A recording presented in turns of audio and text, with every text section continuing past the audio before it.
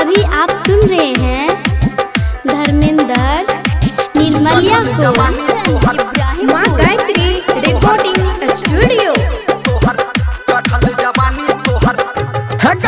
चढ़ल जवानी तोहरा लाग छोरी कोको कोला, चढ़ल जवानी तोहरा लाग छोरी कोको कोला, चढ़ल जवानी तोहर कोको कोला।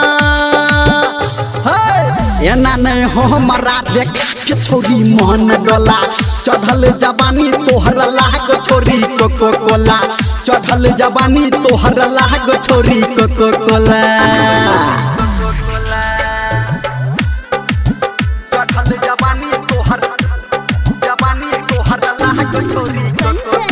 अभी आप सुन रहे हैं सावरिया म्यूजिक।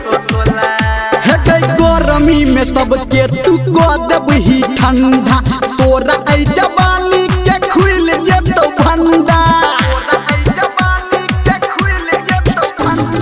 गरमी में सबके तू को देबही ठंडा, तोरा ऐ जवानी के खुल जेतो भंडा।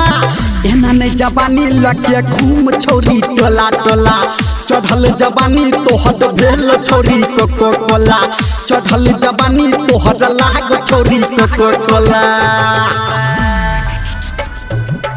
चढ़ल जवानी तोहर लाग छोरी कोको कोला, इब्राहिमपुर कोको कोला।